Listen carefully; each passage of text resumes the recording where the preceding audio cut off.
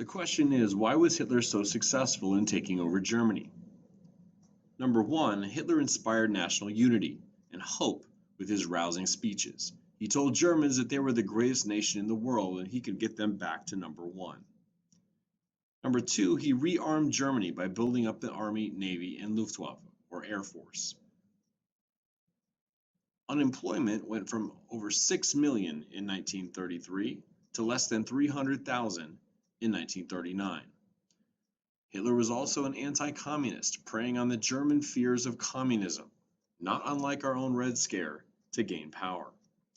Finally, he was an excellent public speaker. His speeches were uplifting and patriotic. Germans saw him as a great leader. In 1936, a group of Spanish army officers led by General Francisco Franco rebelled against the Spanish Republic. This led to the Spanish Civil War. Trying to stop the spread of fascism, 3,000 Americans, known as the Abraham Lincoln Battalion, traveled to Spain to fight Franco. The Western powers, however, remained neutral, while Mussolini and Hitler sent their troops, tanks, planes, and weapons. Who do you think won?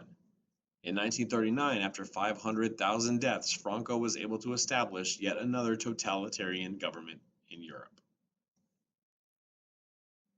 In Japan, militarists took control of the government. They wanted to return the emperor to power.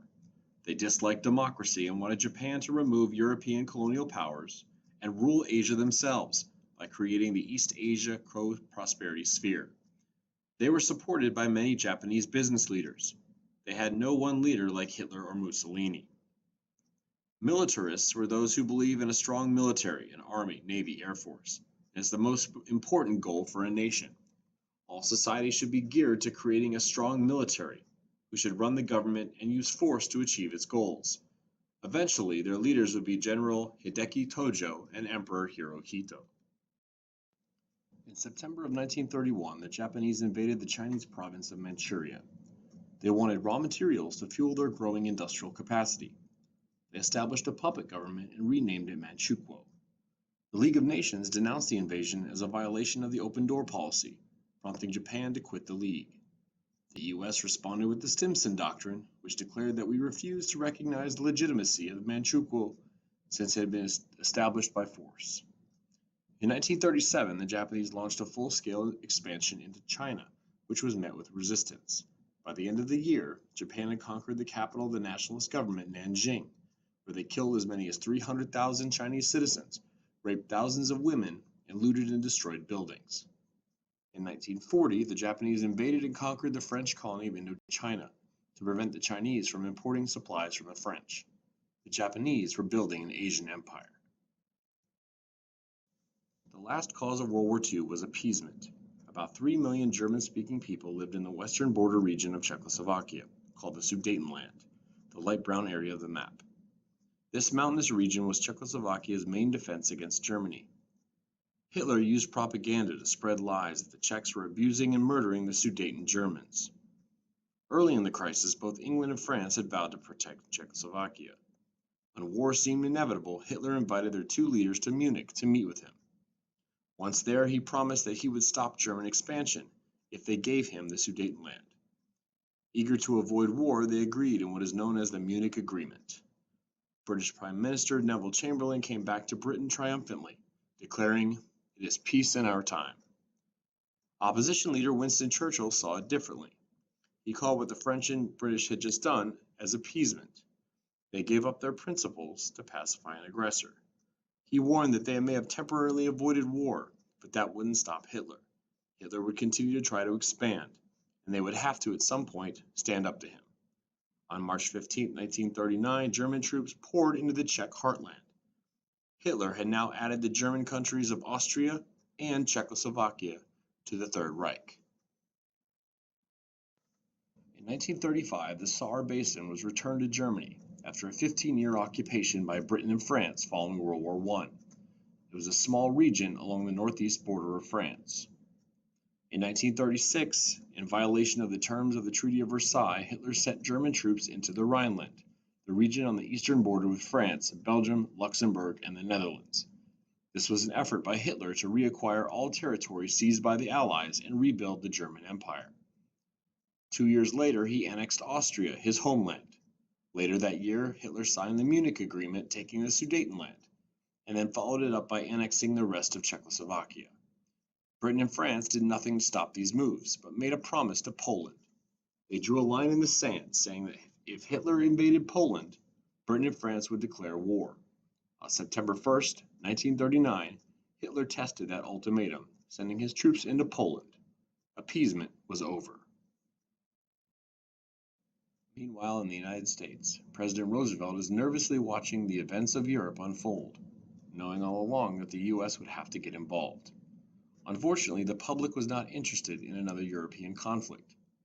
Congress reflected this sentiment by passing a series of neutrality acts in an effort to prevent the US from repeating the mistakes of the past. The Neutrality Act of 1935 was passed after Italy's invasion of Ethiopia. It placed an embargo on trading war materials. The Neutrality Act of 1936 banned loans to any country at war. This was done to prevent what happened before World War I, when the US loaned the Allies $10 billion. The Neutrality Act of 1937 banned the transport of American passengers to countries at war. This was clearly in reference to the sinking of the Lusitania in 1915.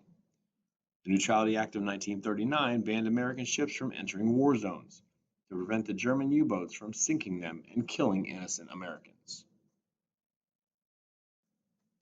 In 1939, as Hitler marched across Europe, the US government began to shift its position from isolationism and neutrality to aiding the Allies.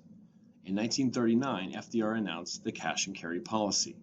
It officially ends the arms embargo that had been in place since 1936. Countries at war could purchase weapons and supplies from the US, provided that they traveled across the Atlantic and picked them up. They must also pay in cash to avoid any issues of debt. 1 year later, FDR announced the Destroyers for Bases deal. It was an agreement with Great Britain in which the US sent the US Navy destroyers to the Royal Navy in exchange for land rights on British possessions to establish naval or air bases primarily in the Caribbean.